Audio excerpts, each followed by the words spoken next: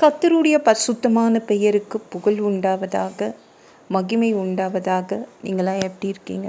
நான் ரொம்ப நல்லா இருக்கேன். லூக்கா 23ஆம் அதிகாரம் 26ஆம் வசனத்துலேருந்து பார்க்கலாம். சிலுவையில் அறைவதற்காக இயேசுவை கொண்டு போகிறாங்க. பிலாத்துக்கிட்ட இருந்து வாங்கிக்கிறாங்க இயேசுவை. யாரும் பிலாத்து பத்திரமா பார்த்துக்கிட்டான். யாரும் இயேசுவை தொற்றக்கூடாதுன்னு அந்தளவு பத்திரமா பார்த்துக்கிட்டான். அப்புறம் வேறு வழி இல்லை, இவங்கக்கிட்ட ஒப்பு கொடுத்துட்டு போயிட்டான். அப்போது இயேசுவை கூட்டிகிட்டு போகும்போது அந்த வழியாக ஒருத்தன் மாட்டினான். சிரேனே ஊரை சேர்ந்த சீமோன். அவனை பிடிச்சி இயேசு பின்னாடியே வரணும், சிலுவையை தூக்கிட்டு இயேசு பின்னாடியே வரணும். நம்மளும் அப்படி தாங்க, இயேசு பின்னாடி தான் போகணும், அவருக்கு முன்னாடி ஓடி போயிடக்கூடாது. எவ்வளோ அழகாக சொல்லியிருக்காங்க பாருங்கள். இங்கே இயேசு பின்னாடியே தான் வரணும், அவர் பின்னால் நீ வரணும் அப்படின்னு சொல்லிட்டு அவனுடைய தோளில் அந்த சிலுவையை வைக்கிறாங்க. அதுக்கப்புறம் இயேசு பின்னாடி இந்த சிரேனே ஊரை சேர்ந்த சீமோன் மட்டுமல்ல, திரள் ஜனங்கள், எத்தனை ஆயிரக்கணக்கான ஜனங்கள் பின்னாடி வந்ததா லூக்கா சொல்கிறான். லூக்கா நல்லா பதிவிட்டிருக்கான்ல, அழகாக எழுதியிருக்கான். திரள் ஜனங்கள் அவருக்காக வந்தாங்க, ஏசு பின்னாடியே வந்தாங்க. ஏசு கொல்கத்தாவுக்கு போயிட்டு இருந்தார். அவரை கொல்கத்தாவுக்கு கொண்டு போயிட்டு இருந்தாங்க. திரள் ஜனங்கள் அவர் பின்னாடி போனாங்க. அப்புறம் அந்த திரள் ஜனங்களில் அழுது புலம்புகின்ற பெண்களும் பின்னாடி போனாங்க. செம்மையாக அழுதாங்க அவங்கெல்லாம். அப்போ ஏசு பேசுகிறார், திரும்பி பார்த்து ஏன் அழுகுறீங்க? உங்களுக்காகவும் உங்கள் பிள்ளைங்களுக்காகவும் அழுங்க, எனக்காக ஏன் அழுகுறீங்க அப்படின்னு அந்த பெண்களை சமாதானப்படுத்துகிறாரு. ஏசுவோடு கூட இப்போ ஏசு நடக்கிறாரு, அவர் பின்னாடி சீமோன் சிலுவையை சுமந்துட்டு வரான். இயேசுவோடு சேர்ந்து இன்னும் 2 குற்றவாளிகள் நடந்து போகிறாங்க. அவங்களுடைய சிலுவையை யாரும் தூக்கலை, அவங்க திருடர்கள். அவங்கவுங்க அவங்க சிலுவைகளை தூக்கிட்டு வந்தாங்க. அந்த குற்றவாளிகள் அவங்க தோளில் அந்த சிலுவைகளை வச்சு தூக்கிட்டு வந்தாங்க. இப்போ மொத்தம் 3 பேர், இயேசு, அந்த 2 திருடர்கள், 2 குற்றவாளிகள் கொல்கத்தாவுக்கு போயிட்டுருக்காங்க. திரள் ஜனங்கள் இயேசு பின்னாடி வந்துட்டுருக்காங்க, எக்கச்சக்க ஜனங்கள். அப்போது கபாலஸ்தலம் வந்துருச்சு. அந்த இடத்துக்கு போனோடனே 3 பேரையும் சிலுவையில் அறையிறாங்க. இயேசுவை நடுவில் வச்சு அவருடைய சிலுவை நடுவில் வைக்கிறாங்க. இயேசு என்ன சொல்கிறாங்கன்னா, பிதாவே இவர்களுக்கு மன்னியும், தாங்கள் செய்கிறது இன்னதென்று அறியாதிருக்கிறார்களே. இயேசு எவ்வளோ நல்ல மனசு பாருங்களேன். இதெல்லாம் யாருக்குமே வராதுங்க. என்னன்னு தெரியாமல் என்னை சாவடிக்கிறாங்க, சிலுவையில் அரைஞ்சிட்டாங்க, மன்னிச்சிடுங்க அப்படின்னு சொல்கிறாங்க சிலுவையிலிருந்து. எப்பேற்பட்ட ஆன்மா பாருங்கள். இயேசுடைய மனசு யாருக்கும் வராது. அப்போ அவருடைய ட்ரெஸ்ஸை இவங்க சீட்டு போட்டு குலுக்கி எடுத்துக்கிறாங்க. இந்த ட்ரெஸ்ஸும் உனக்கு, இந்த ட்ரெஸ்ஸும் எனக்குன்னு. ஜனங்கள், அந்த திரள் ஜனங்கள் வந்தாங்க பார்த்தீங்களா, அத்தனை பேரும் அங்கேயே நின்றுட்டு இருந்தாங்களாம். அப்படி தான் லூக்கா சொல்கிறான். நிறைய ஜனங்கள் வந்தாங்க, அங்கேயே நின்றுட்டு இருந்தாங்க. அவர்களுடனே கூட நிறைய ஆஃபீஸர்ஸ்லாம் இருந்தாங்க, அதிகாரிகள்லாம். அவங்களாம் இயேசுவை பார்த்து கிண்டல் அடித்தாங்க, இகழ்ந்தார்கள். என்ன, இவன் மற்றவர்களெல்லாம் ரட்சித்தான், எல்லா இடத்துலையும் பிரச்சாரம் பண்ணான், அற்புதம் செய்தான், இப்போ இவன் தேவனால் தெரிந்து கொள்ளப்பட்ட கிறிஸ்துனா, அப்போ ஏன் தன்னைத்தானே காப்பாற்றிக்க முடியல அப்படின்னு அவங்களாம் சிரிச்சுக்கிட்டு இருந்தாங்க. போர் சேவகர்கள் என்ன பண்ணாங்கன்னா, பக்கத்தில் காடியை கொடுத்தாங்க, அவருக்கு காடியை கொடுத்தாங்க. நீ யூதருடைய ராஜாவானால் உன்னை நீயே காப்பாற்றிக்கொள், ஒரு ராஜா தன்னைத்தானே காப்பாற்றி கொள்ள வேண்டும் அப்படின்னு நிறைய பேர் பரியாசம் பண்ணாங்க. இவன் யூதருடைய ராஜா அப்படின்னு கிரேக்கு, லத்தீன், எபிரேய மொழிகளில் எழுதி வச்சுட்டாங்க. அந்த போர்டு இயேசுடைய சிலுவையில் மாட்டப்பட்டது, 3 மொழிகளில் மாட்டப்பட்டது, அவருக்கு மேலாக வைக்கப்பட்டது. சிலுவை அறையப்பட்ட அந்த குற்றவாளிகளில் ஒருத்தன் இவரை கிண்டல் அடித்தான்.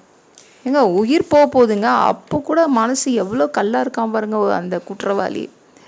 இயேசுவக்கிட்ட அவன் என்ன மாதிரி கிண்டல் அடிக்கிறானா, இவர் நம்மளை காப்பாற்றிடுவாரா, கொஞ்சம் உசுப்பி ஏற்றிடுவோம் அப்படின்னு அவன் கிண்டல் அடிக்கிறான். உண்மையிலே நீங்கள் கிறிஸ்துவானால் உன்னையும் ரட்சித்து கொண்டு எங்களையும் ரட்சித்துக்கொள் அப்படின்னு அவன் சொன்னான்.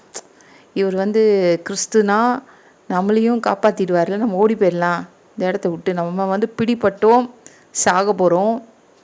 கடைசி நேரத்தில் என்ன பேச்சு பார்த்தீங்களா? ஆனால் இன்னொருத்தன் தான், இன்னொரு குற்றவாளியில் அவன் இதை கேட்டுட்டான், இந்த குற்றவாளி பேசுகிறத.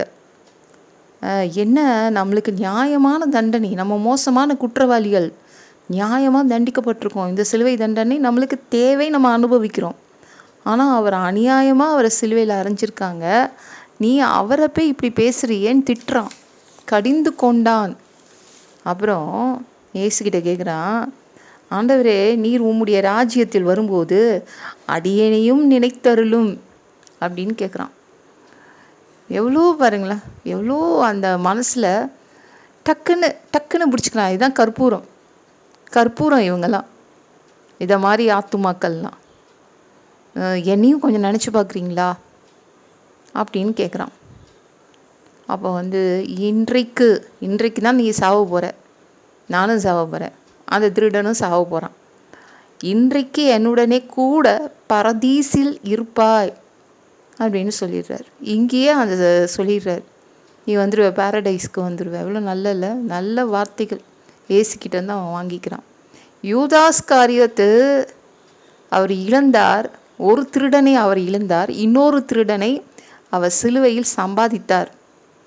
ஏசு நினச்சா இப்போது நிறைய பேர் ஏசு நம்மளுக்கு எதுவும் செய்கிறது இல்லை, இவர் எதுக்கு நம்ம பின்பற்றணும், நிறைய பேர் அப்படி சொல்கிறவங்க திட்டுறவங்களெல்லாம் நான் பார்த்துருக்கேன். நம்ம ஏசு பின்னாடி போனால் நமக்கு நல்லது, அவரை விட்டு நம்ம போனோன்னா நம்மளுக்கு தான் நஷ்டம், அவருக்கு நஷ்டம் இல்லை. நம்மளுக்கு பதிலாக எத்தனையோ பேரை அவர் சம்பாதிச்சிடுவார். அவர் சாக போகிற போது கூட ஒரு திருடனை அவர் சம்பாதிச்சிட்டார், ஒரு ஆன்மாவை சம்பாதிச்சு அவர் கொண்டு போயிட்டார் பாரடைஸ்க்கு. அப்பேற்பட்டவர் தான் நம்ம ஏசு. ஞாபகம் வச்சுக்கோங்க. ஒருத்தங்க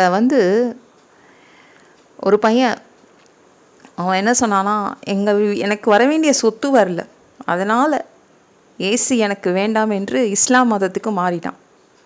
பார்த்துக்கோங்க, அவனுக்கு தான் நஷ்டம்.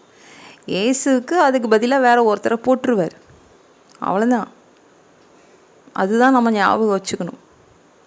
நம்ம இந்த திருடன் எவ்வளோ அழகாக கேட்குறான் பாருங்களேன். கொஞ்சம் ஞாபகம் வச்சுக்கோங்க, நீங்கள் உங்கள் ராஜ்யத்துக்குள்ளே போகும்போது என்னையும் நினைவு கூறுங்கள் சொல்கிறாங்க. இப்போது நம்ம பரலோகம் போகிறோம், அதில் உள்ளே போகும்போது ஏசு என்னை தெரியாதுன்னு சொல்லிட்டா எங்கே போகிறது?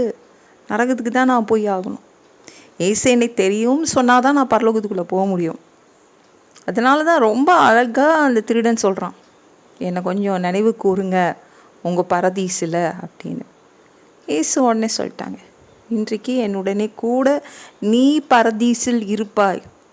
எந்த ஒரு மனிதனுக்கும் அப்படி சொல்ல, நம்மளுக்குன்னு மேலே போனால் தான் தெரியும் நரகமா பரலோகமானு.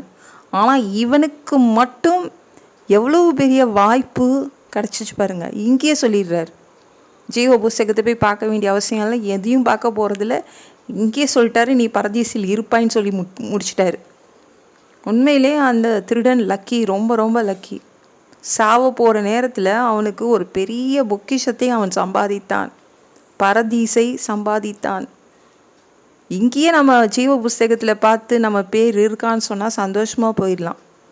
அங்கே போய் பரலோகத்தில் போய் ஏஞ்சல்ஸ் கிட்ட போய் நின்று உன் பேர் ஜீவ புஸ்தகத்தில் இல்லைன்னா எங்கெங்க போகிறது?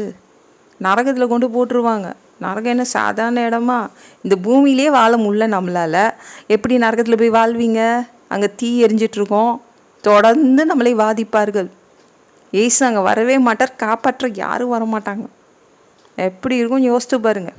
ஜீவ புஸ்தகத்தில் நம்ம பேர் இருக்கணும், அதனால் கவனமாக இருங்க. இமைப்பொழுதில் இயேசு ரெண்டாவது வருகை அவர் கூட்டிகிட்டு போயிடுவார்.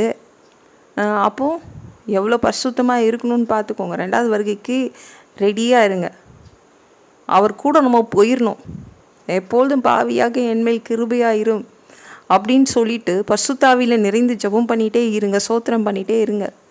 அவருடைய வருகை ரொம்ப பக்கத்தில் வந்துருச்சு. ஞாபகம் வச்சுக்கோங்க. நம்ம பல பாடுகள் மத்தியில் நம்ம போக வேண்டிய நேரம் வந்துருச்சு. இந்த போரெல்லாம் நீங்கள் பார்த்தீங்கன்னா யோசிச்சு பாருங்கள். பாபிலோன் விழணும், பாபிலோன் விழப்போகுது, இந்த வார் தான் நடந்துட்டுருக்குது. அப்போது இயேசு வந்துடுவார். கவனமாக இருக்கணும், ரொம்ப ரொம்ப கவனமாக இருங்க. அப்போது நம்ம கண்டிப்பாக நம்ம புதிய பூமிக்குள்ளே போவோம். இந்த வீடியோ பிடிச்சிருந்துச்சுன்னா மற்றவங்களுக்கும் ஷேர் பண்ண மறக்காதீங்க. கர்த்தர் தாமே உங்களை ஆசீர்வதிப்பாராக.